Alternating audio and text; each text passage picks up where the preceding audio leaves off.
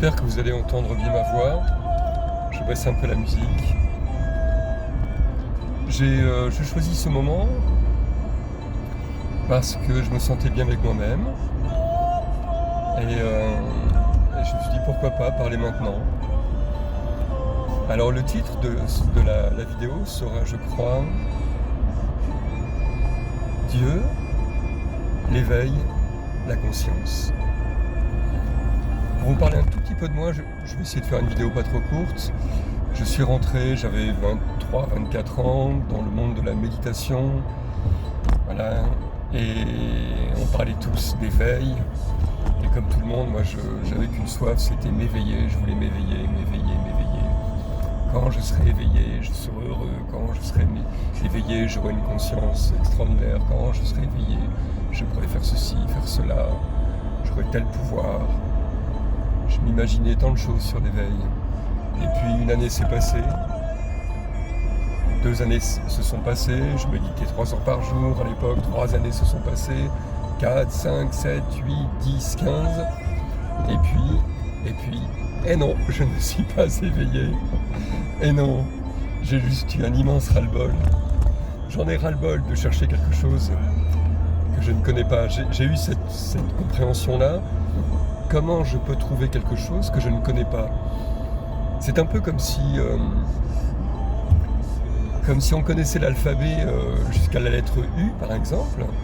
Et donc toutes les lettres de A à U, je peux les assembler, je peux former des mots, former des phrases. Mais dès qu'arrive le V, le W, le X, le Y et le Z, je ne sais même pas que ce sont des lettres, puisque je ne les connais pas.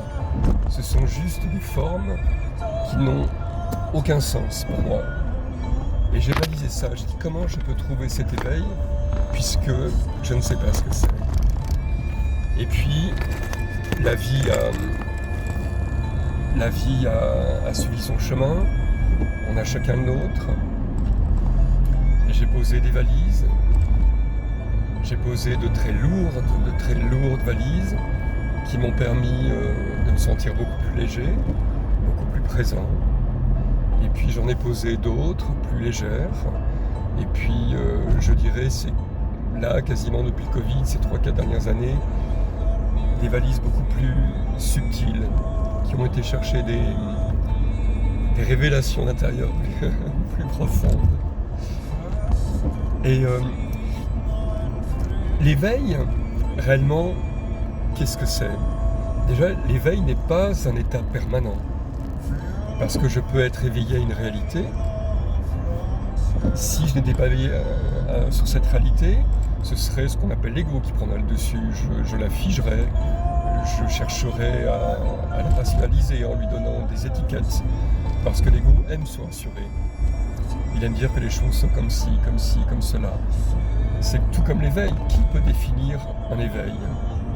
Qui peut regarder l'éveil? L'éveil ne se regarde pas lui-même. La conscience ne se regarde pas elle-même. Elle se vit presque à un niveau, elle pourrait se savourer, et peut-être même pas.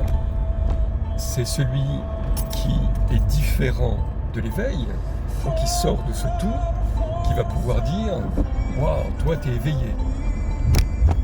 Voilà, donc le non-éveil regarde l'éveillé. Mais qu'est-ce que l'éveil? L'éveil, c'est un regard éclairé qui dissout l'individualité, qui dissout l'identification à notre petit jeu. Donc celui qui regarde l'éveil est forcément l'identification qui regarde la conscience qui, elle, est, tout simplement. Donc on ne peut pas regarder l'éveil. Éventuellement, ce serait un éveillé qui pourrait dire à un autre « Toi, tu es... » Je vais garer ma voiture là, parce que je suis bientôt arrivé.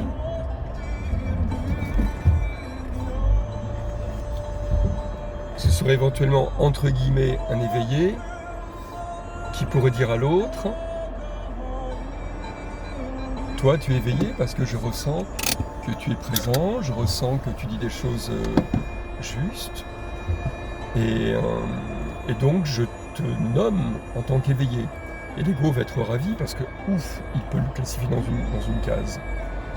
Mais l'éveil est un état, ce n'est pas un état permanent, parce que Là, par exemple, je vous parle, j'ai un certain éveil ou un certain réveil, mais il suffit qu'en moi, tout d'un coup, je sais pas, un chien traverse, j'ai une peur, oh là là, j'ai fait l'écraser, les gants aussi, hop, ça y est, je suis reparti dans la forme, je suis reparti dans l'histoire, et j'ai perdu mon éveil. Il y a des années de ça, j'avais été chercher à l'aéroport un éveillé qui venait faire une conférence. Et puis il me dit, il y a une jolie lumière dans ton regard, tout ça, tu sais que tu es éveillé? Je dis, non, je ne suis pas éveillé. Il fait, si, tu es éveillé. Je dis, non, absolument pas, je ne suis pas éveillé. Il fait, je t'assure, tu es éveillé. Et je dis, mais non, je ne suis pas éveillé, j'ai des problèmes, des trucs. Il me dit, ah oui, effectivement, tu n'es pas éveillé. Puis je me dis, mais il se fout de moi ou... Je reprends la route. Alors, j'en étais à donc, cet homme que j'étais allé chercher, et puis voilà, il me dit, bah non, tu n'es pas éveillé. Et puis, du coup, je ne comprenais pas du tout. Je dis, je suis éveillé, je ne suis pas éveillé. Et puis, il m'a expliqué tout ça. Voilà, il m'a beaucoup parlé justement de cet éveil pas permanent, qu'à partir du moment où quand je suis, il n'y a aucune question qui se pose. Et dès que je me pose une question, à ce moment-là, qui se pose la question? C'est forcément le mental. Et s'il y a question, donc s'il y a mental, il y a corps mental, et il n'y a pas juste la conscience qui est là. La conscience, réellement, qu'est-ce que c'est? Pourquoi elle est là? Comment elle vient? Je ne sais pas. Moi, je peux juste ressentir que quand il y a conscience, je ne peux pas la nommer, je ressens en moi un état de présence, de vigilance, un état de légèreté, un état où je me sens clair, où j'ai presque l'impression que la vie peut devenir un livre, mais je n'ai pas la conscience du tout.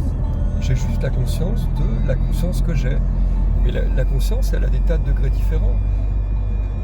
Est-ce que je peux avoir conscience des abysses de mon être? J'en sais rien.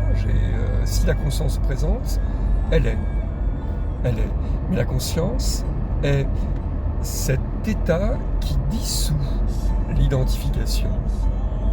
Donc il n'y a plus personne pour regarder la conscience. Et la conscience ne peut pas se regarder elle-même, la conscience est. Et je ne peux pas souhaiter avoir plus conscience que je n'ai conscience. J'ai conscience à un niveau, mais ça veut dire j'ai conscience, c'est plus un savoir. Je sais que Dieu est cette conscience unique, etc. Mais c'est pareil, qu'est-ce que je connais de Dieu? Je connais que ce que j'en expérimente. Et j'expérimente la vie, j'expérimente les émotions, j'expérimente la joie, la tristesse, la connerie, la déconnade. Tout ça, c'est Dieu. Dieu est tout ce qui est dans le conscient, dans l'inconscient, dans la manifestation, la non-manifestation. Tout ça, c'est Dieu. Voilà pourquoi je parlais de Dieu, de l'éveil et de la conscience.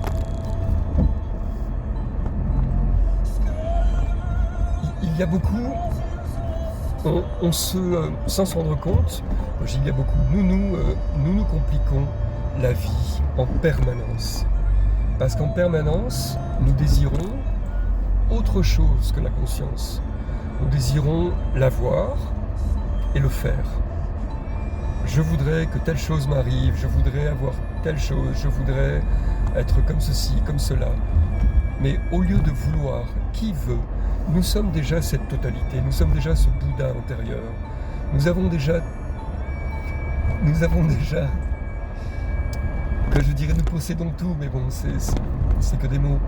Mais nous sommes déjà ce Bouddha qui est la connaissance. Donc qui veut chercher à comprendre? Nous avons déjà tout, puisque nous sommes ce monde, nous créons ce monde en permanence par nos pensées, par nos vibrations, c'est nous qui créons ce monde. Tout ce que nous voyons là, tout ce que nous observons, là où vous êtes, dans votre pièce, dans votre jardin, peu importe, aujourd'hui dans ma voiture, en train de conduire, ce n'est pas bien avec un portable. Moi je trouve ça bien quand même. Tout ce qui fait partie de mon champ de vision existe d'abord en mon esprit. Et c'est parce qu'il existe en mon esprit et par ma conscience, je peux le créer, je peux lui donner forme.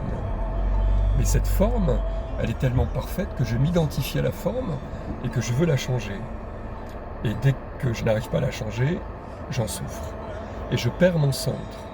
Et je crois à la forme. Plus je perds mon centre, plus je veux changer la forme, plus je crois en elle.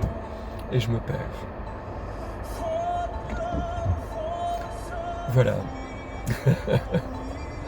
je sais que ce que je vous dis, pour certains, ça ne va être que des concepts. Pour d'autres, ça va être autre chose. Ça va toucher quelque chose qui est prêt déjà à être révélé. Et puis d'autres ne regarderont pas cette vidéo, et d'autres vont être complètement d'accord. Voilà, nous sommes tous là où nous en sommes sur notre propre chemin, et notre propre chemin est parfait pour notre âme, pour que notre âme puisse retrouver sa souveraineté et qu'elle se dégage de toutes ces scories qui l'entourent et qui l'entravent dans sa liberté d'être, c'est-à-dire cette essence divine qui expérimente la vie au travers de l'expérience de tout ce qui nous arrive. Et nous n'avons rien à faire, je l'ai déjà dit dans des vidéos, nous n'avons rien à faire dans la vie, au travers la vie, car nous sommes la vie. Donc laissons-nous être, laissons les émotions nous traverser et regardons-les comme des nuages. C'est une expression connue, comme des nuages qui traversent le ciel. Mais c'est tellement vrai, c'est tellement vrai. Voilà, je vous dis à bientôt mes amis pour une prochaine vidéo. Et voilà, namasté.